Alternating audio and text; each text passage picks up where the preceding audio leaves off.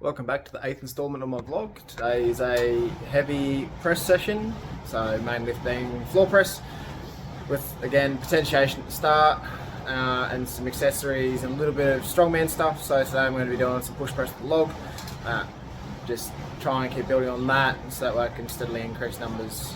So again, come time with statics, I'm putting something reasonable up, or hopefully a PR. I'll be happy with either or at this stage, so yeah.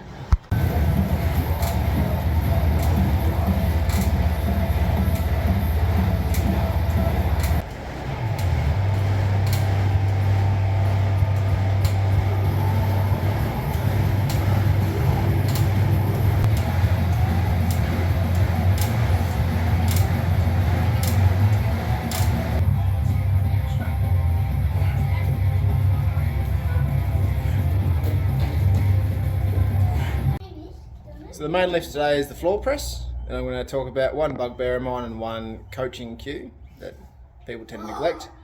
The cue is to have a distinct pause at the bottom and actually remove the stretch reflex. That's the whole point of doing a floor press, is to aid in that tricep development, and we do this by not bouncing it, by just letting that weight settle and then driving from the floor. And then a bugbear, which is also a safety point more so, and this comes from Dave Hoff. And if you don't know who Dave Hoff is, he's, to my knowledge, still the all-time world record holder for biggest total in powerlifting, and that's equipped. So, and that is to have something underneath your T-spine or your thoracic when you're floor pressing, because you need your scap to articulate. And his reason is your scap can't articulate, which makes sense. If they don't articulate, then you can cause yourself a bit of a mischief and pull things you shouldn't be pulling. So, in the event that you do floor press, if you're on concrete like me, have a mat, and then kill off that stretch reflex and let the triceps rest on the floor. And you should get a few more gains out of your floor press instead of just bouncing it.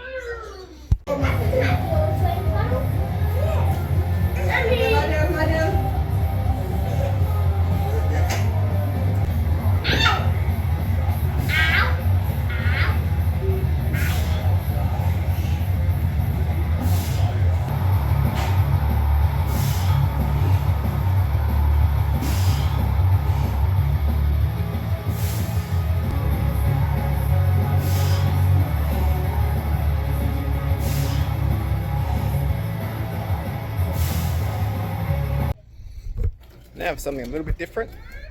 Log pressing outside is a skill in itself because the clouds move and it throws you off balance. So it's changing up today. Hopefully I don't crush a child. That's okay because we have spares. Some people think I say that as a joke.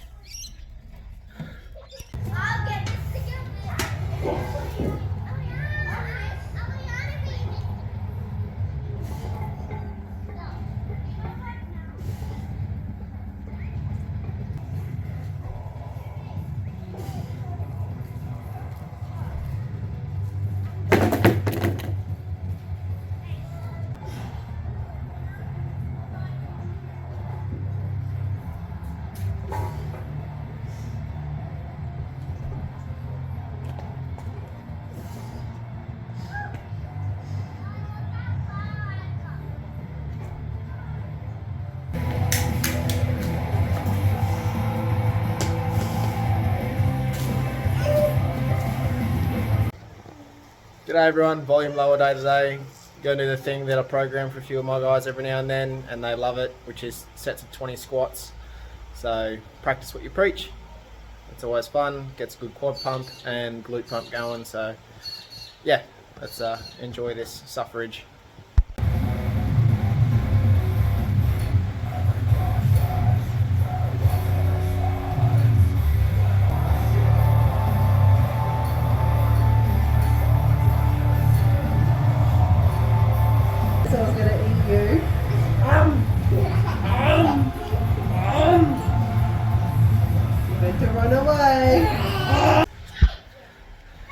So short intermission between sets.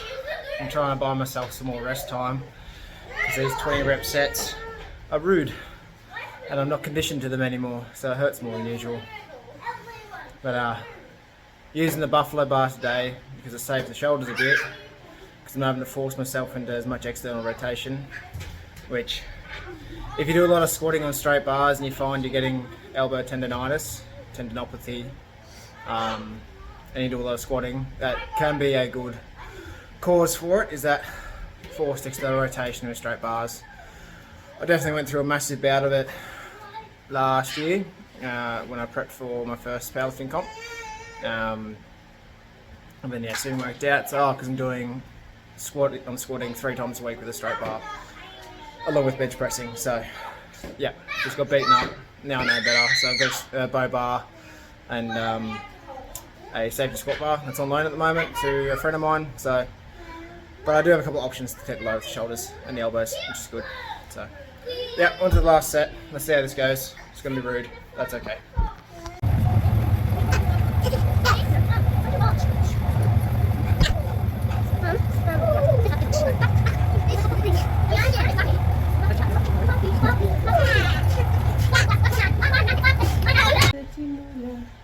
Oh, that was rude. 20 reps at 130 kilos. Should see the face I pulled after that one. If you're lucky enough, you might see it. Yeah, yes, Gabbers. So now that's done, we're going to be on to some stiff leg deadlifts. Sorry, not stiff legs, Romanian deadlifts. Keep that exercise rotation in. The way I program this block is it's kind of conjugate but not. So it works on 2 4-day microcycles. They just alternate main lifts. So that way, by the time I come back around, it should be well enough recovered because it's a slight variation to the movement pattern, hitting different muscles. That's the theory. It works so far. It's yielded pretty good results. And the upside to it is, the closer I get to the comp day itself, the more of the volume work I can back off and just stick on the specific heavy stuff to continue to prime and get that nervous system ready to extrapolate as much strength potential as possible on comp day. Or so the theory goes.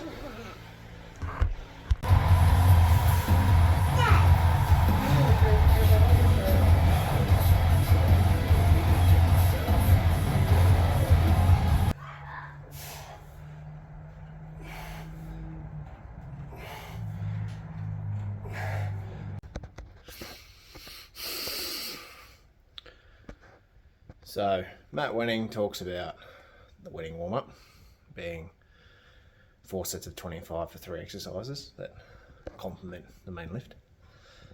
Then you have potentiation, which again is similar to being the lift or movement pattern, the antagonist, and then some sort of weakness or core, typically is potentiation. I find with the way I structure my powerlifting blocks that because I do 8 sessions in a 10-day period, I don't need such an emphasis on the conditioning side. I try and stay in reasonably good condition for the majority of the year, so I can save that extra conditioning for my heavy days, whereas with my light, dynamic, speed days, if you want to give them a name, that I'll just do what's necessary to get ready for what will be the main movement. So tonight being a speed day, it's actually going to be a speed day, and because I'm a follower of the conjugate system, it's going to be roughly 50% of my 1RM with some accommodating resistance, and this can take the form of bands or chains, which you can see behind me. Tonight's going to be chains, probably 16 kilos a side. Might show you how to set up chains properly, particularly for this sort of stuff, get the most out of your accommodating resistance. But tonight, looking at 50%, so that'll roughly be 85 kilos plus that 16-ish in chain, which will bring it around to the 100 kilo mark thereabouts with accommodating resistance. Aiming for speed, and we'll talk a bit more on that later on.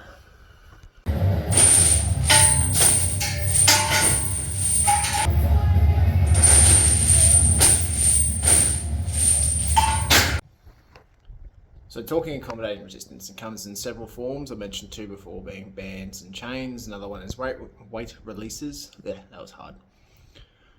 But I don't have access to weight releases. I just don't own them yet. I do have chains and bands. One of the big differences about chains and bands is chains create more instability, whereas bands tend to lock you into a plane of motion. You don't wobble as much per se.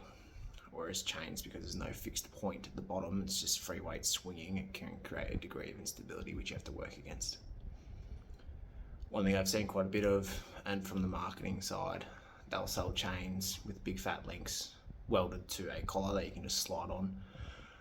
They're good in a sense, but going through the Westside manuals, one of the ways they talk about setting up chains properly is by using another chain called a leader chain, which is this little fella here. That's your leader chain. It allows you to adjust your height. And what you're aiming for is to have your chains just touching or just off the ground. The majority of the weight being taken up by the ground when you go to the bottom portion of your rep. So that way when we hit the strength curve and you drive off the chest, or come out of the hole if we're talking a squat, or from the floor with a deadlift, you're hitting that heavier load as you're going up through your strength curve where your muscles are at their strongest, which is what we're trying to build upon. So that's how you set up your chains and a couple of different types of accommodating resistance. Go up again, and then probably talk a bit more about the speed work itself and the theory behind that.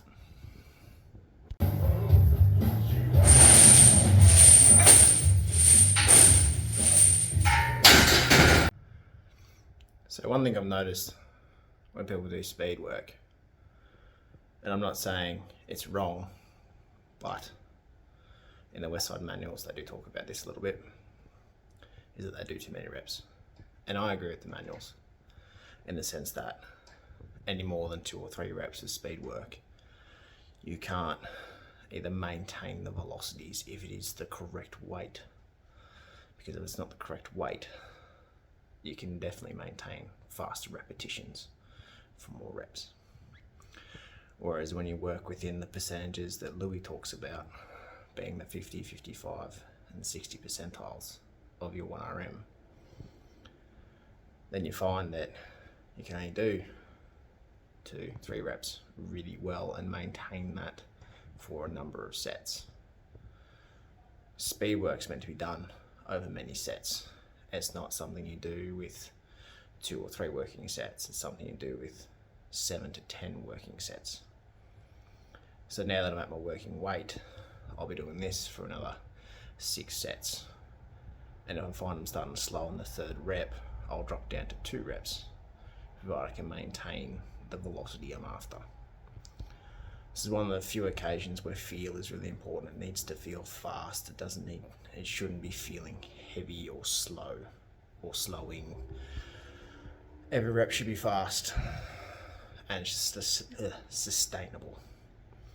And that's the intent behind speed work. So that's the plan. 7 sets at 85 kilos with 16 kilos and chain for 3 sets, 3 reps a piece, maintaining that speed.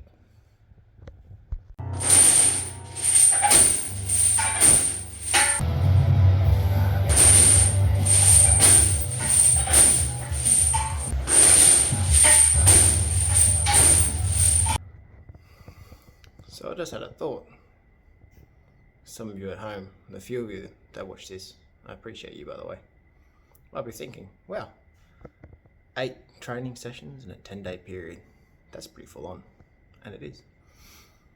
Luckily for me, I have a good structure that mitigates the law of accommodation, allows me recovering time, and like I said previously, as I go throughout this training block and the weights get heavier, I drop off those volume sessions and focus more on getting the neurological adaptation, so that way I can extrapolate, big words, as much strength potential as possible on comp day.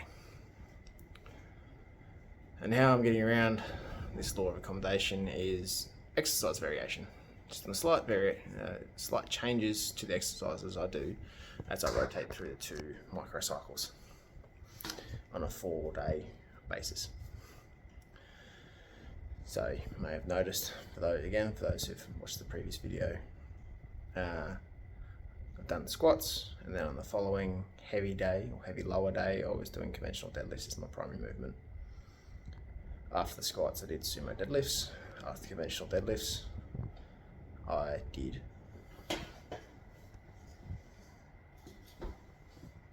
front squats, I think. Either way, changing up the exercise enough to change the stimulus so that way it hits the muscle groups differently and they recover in time by the time I come round to address it again.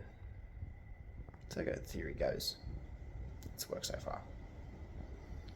So it's not with speed bench, it's going to be accompanied with some push press. Should be a lot of fun. Again, not going for speed, maybe a bit of volume, more so speed. So fast reps, probably just going to keep it at doubles as opposed to triples. As long as I stay snappy, I'll add a little bit of weight. I think my 1RM previously was about 135 for a push press, so puts me in the ballpark 65, 70 kilos for the speed work. So I'll sit around there. No accommodating resistance on this one, just straight weight on the bar.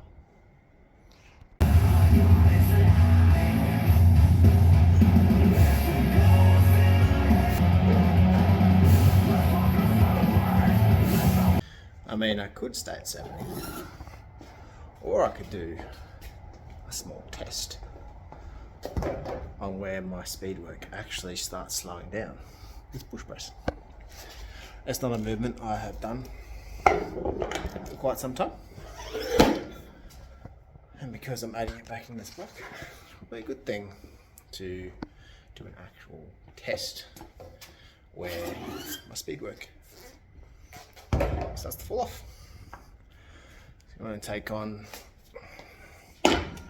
Dave Tate's method, which is going up 5 kilos a side every set until it starts to feel slow. And when it starts to feel slow, you know the set before is where the upper end of your speed work is. So that's what I'm going to do. I'm going to do doubles for speed, increasing by 10 kilos a set until it starts slowing down.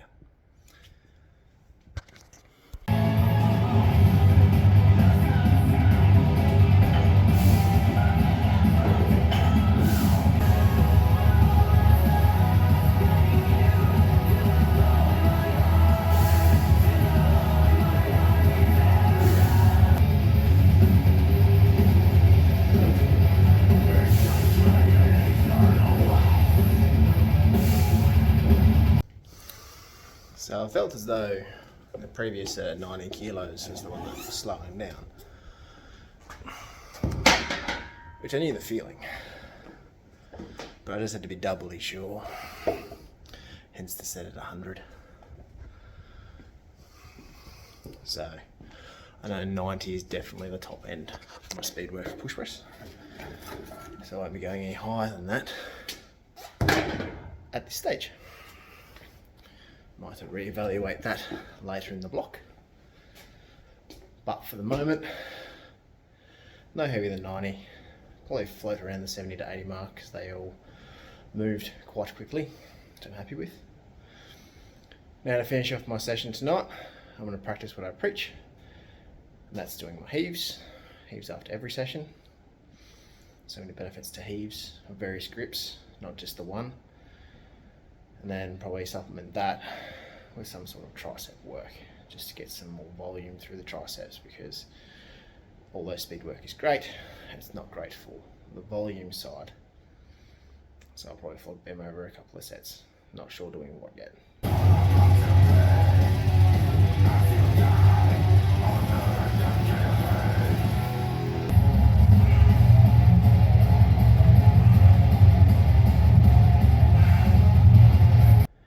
So heaves and push-ups to finish off. Choice of push-ups is purely because I couldn't be bothered getting any more equipment out, and I haven't done push-ups in a while. So just did a descending ladder and chin-ups, dropping 2 reps each set, starting at 10, and then just follow that up with 20 push-ups. Because, well, push-ups aren't that bad. So that's tonight's session done, which brings the second half of my first microcycle done. So day rest tomorrow, and then I'll be back into some heavy squats come Thursday. So yeah, should be a lot of fun. Definitely gonna look at talking more educational stuff whilst I film these. Don't know why I was in that mood tonight of all nights to talk education, but I felt it was good just to see how much I can get the thinky bits going. So hopefully you got something out of that. You may have learnt something. Is there anything you want to learn about and you watch these? I'd appreciate a comment. I don't mind covering that sort of stuff.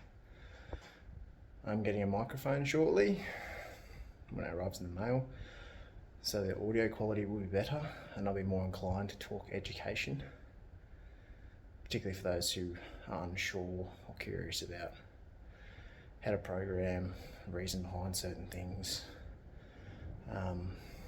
I'm a testament to 17 years of experimentation on myself. I've only had a coach for 6 months. He was a good human, but if it wasn't for the financial constraints, that being a factor, and I'd like having control of my own programming for the most part. So it was nice to have a brain break, but at the same time, I got what I needed to out of some structured programming from someone else's view. But yeah, I like being in control. There might be someone out there who would be a really good fit to be my coach one day. I am uncertain about that. I haven't gone out looking. I don't intend to look, especially whilst I'm still making progress now. So I'll see what comes of that. But maybe in the near future, I'll be able to help more people out. It's the plan. I love this stuff. I like it to be my actual job, not just a hobby / side hustle that I actually give a shit about. So yeah, plans for the future. See it comes of it. Yeah, once again, for those who watch, thanks for watching. Appreciate you guys. And yeah, watch out for the next one.